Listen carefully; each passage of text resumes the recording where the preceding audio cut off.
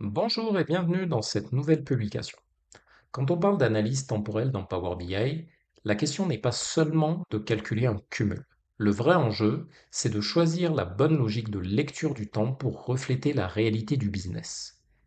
Year to date, month to date, quarter to date, période glissante, etc. Ces notions paraissent simples, mais elles peuvent changer la perception d'une performance, influencer une décision ou même orienter un pilotage stratégique. Ici, je pointe les différences entre les fonctions DAX telles que date year to date, date month to date, date quarter to date, qui sont toutes les trois des fonctions d'intelligence temporelle, non pas comme des formules techniques, mais comme des outils pour traduire un besoin métier en indicateurs fiables et exploitables. L'objectif, c'est de savoir comment passer d'un calcul temporel à une analyse réellement utile pour le pilotage. C'est parti.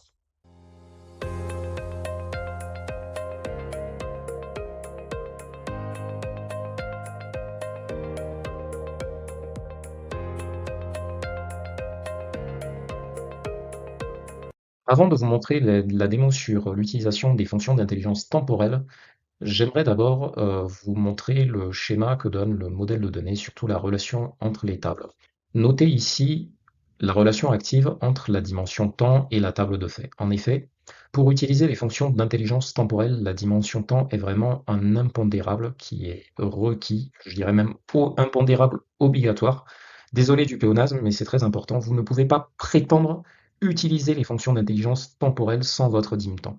Et donc, vous avez besoin de la dim temps et d'avoir une relation active donc, entre la date de votre dim temps et puis la date de votre table de fait. Dans un premier temps, nous allons nous intéresser au cas vraiment classico-classique des fonctions de time intelligence, à savoir calculer les cumuls annuels avec la fonction dates year to date. Nous revenons donc sur le Canva. Là, vous pouvez le voir. Donc, j'ai à la fois une matrice, donc un tableau croisé dynamique, et un graphique en courbe. Les deux montrent l'évolution mensuelle du chiffre d'affaires réalisé, donc avec les filtres dans le temps. Donc, quelle que soit l'année, je peux voir l'évolution du chiffre d'affaires réalisé aussi bien dans ma matrice que sur mon graphique. Donc là, maintenant, je veux pouvoir calculer le cumul du chiffre d'affaires. Donc, je veux que mois par mois, le chiffre d'affaires annuel soit cumulé. Donc, pour ce faire, je vais utiliser la fonction dates year to date. Donc, nous allons calculer une nouvelle mesure. Je vais l'appeler CA euro year to date.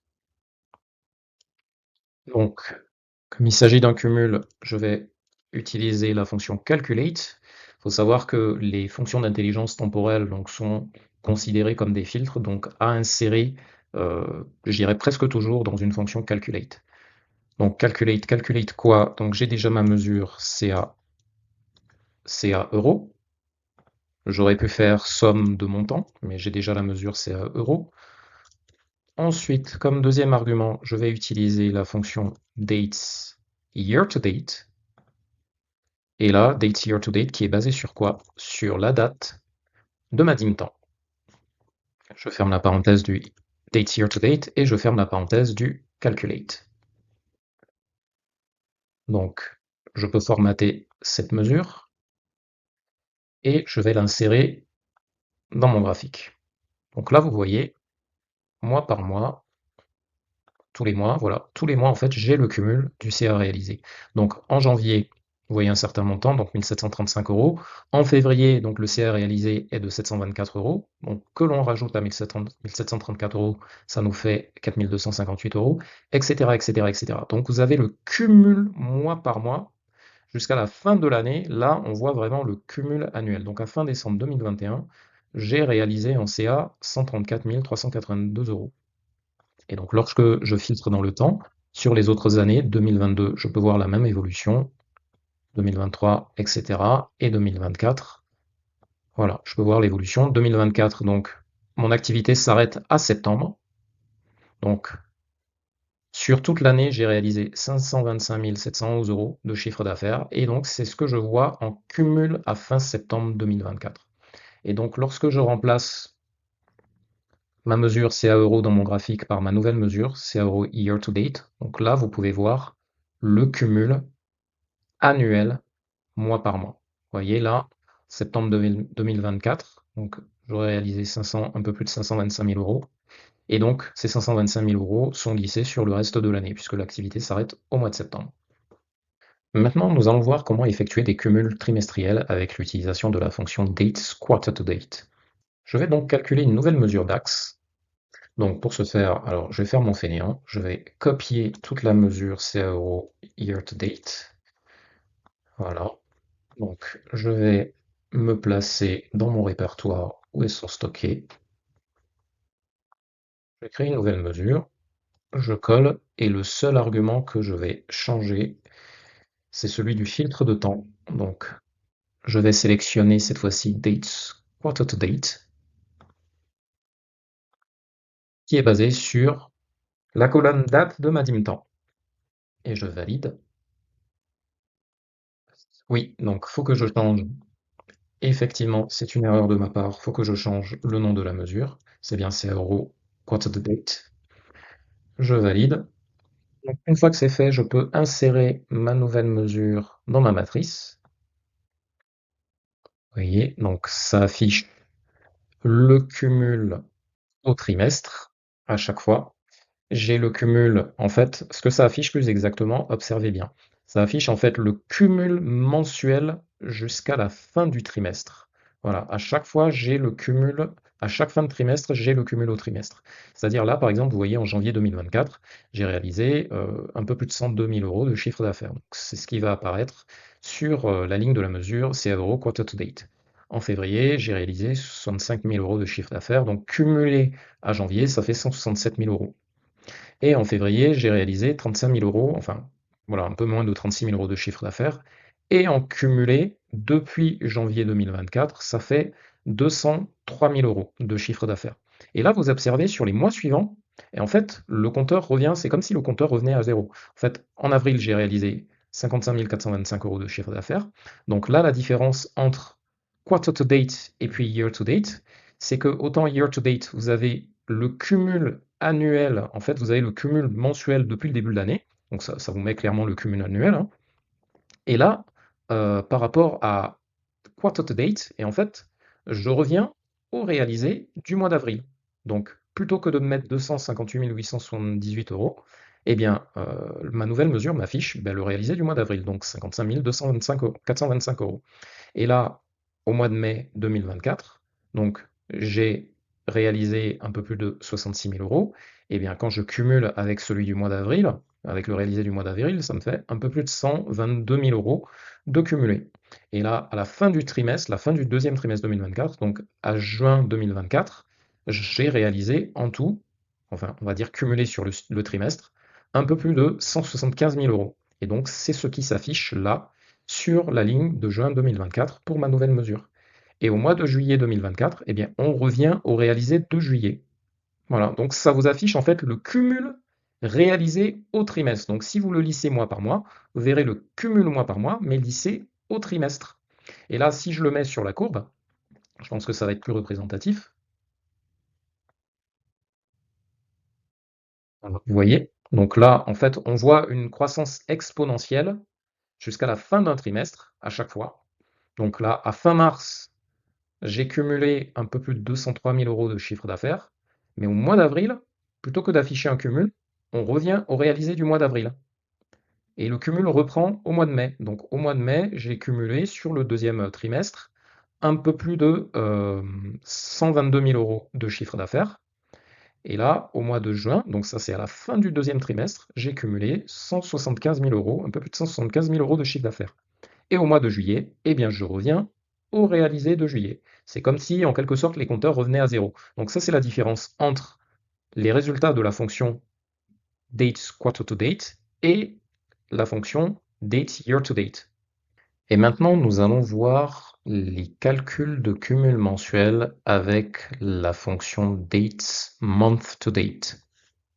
Nous allons donc créer une nouvelle mesure. Alors, je vais d'abord copier ce que j'ai dans ma fonction, une de mes fonctions d'intelligence temporelle. Puis, je me place sur mon répertoire, je crée une nouvelle mesure. Copier-coller ne marche pas, ça c'est pas grave. Alors, je vais l'intituler CA euro. month to date. Et donc, c'est une mesure qui est un calculate. Calculate de quoi? J'ai déjà une mesure CA euro. Donc, c'est le calculate de mon CA euro qui est basé sur quel critère de filtre? La fonction dates month to date. Dates month to date qui vient chercher la colonne date de ma dim temps. Et je ferme la parenthèse de date month to date et je ferme la parenthèse du calculate. Voilà, je donne le même format à cette mesure que les deux précédentes et je vais l'insérer dans ma matrice. Alors comme ça, on ne voit pas vraiment de différence flagrante entre le CA réalisé mois par mois et la nouvelle fonction. Alors, pour que vous puissiez voir la différence avec les autres, j'ai inséré un nouveau filtre qui est basé cette fois-ci sur des dates. Donc là, on est vraiment à la maille jour. Et donc, on va se concentrer, je vous propose de nous concentrer, voilà, sur le mois de janvier. Et donc, le mois de janvier, voilà, on va dire par exemple, je veux voir le réalisé du 1er janvier au 11 janvier. Donc là, vous voyez, je vois le réalisé là, du 1er au 11 janvier.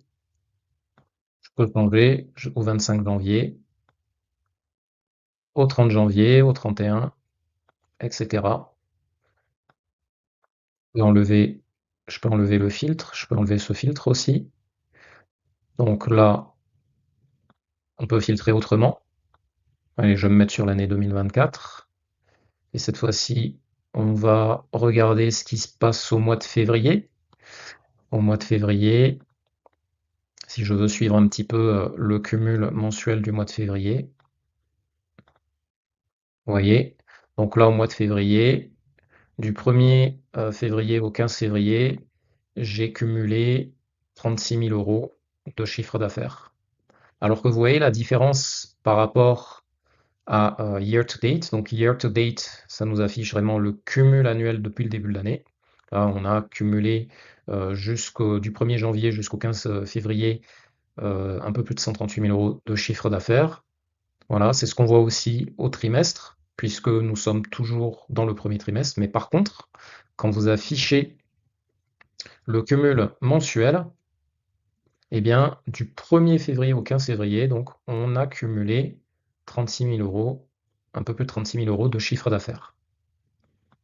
Voilà, donc là, la fonction date month to date vous permet de suivre le cumul au jour le jour, le cumul mensuel au jour le jour. Voilà, donc ça c'est vraiment la différence par rapport aux deux autres fonctions d'axe. Et donc là, je vais enlever le filtre. Ce que je vais faire, je vais le mettre dans le graphique. On va voir ce que ça donne.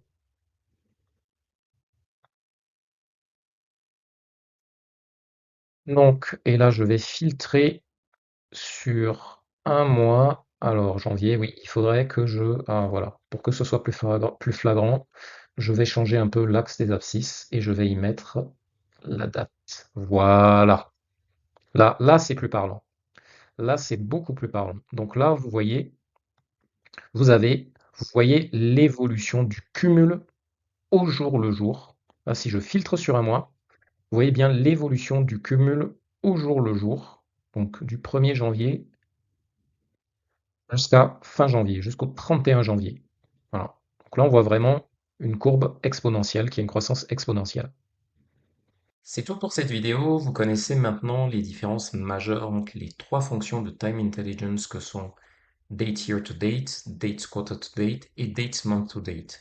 Il y en a une quatrième que je n'ai pas abordée qui est la fonction date week to date et dont les prérequis et la syntaxe sont exactement les mêmes que les trois fonctions précédentes. Si cette vidéo vous a plu, n'hésitez pas à mettre un petit like et à vous abonner à la chaîne pour être informé de chaque nouvelle publication. Si vous débutez en data visualisation, que vous voulez en savoir plus, que vous cherchez une alternative à Excel pour concevoir des dashboards qui soient plus dynamiques, plus percutants, vous pouvez vous inscrire à une formation gratuite dans laquelle vous allez découvrir comment créer un dashboard impactant en utilisant la puissance de la data visualisation, et ce, sans pour autant être expert en informatique. Pour y accéder, il vous suffit de cliquer sur le lien qui se trouve sous cette vidéo. Portez-vous bien et à bientôt.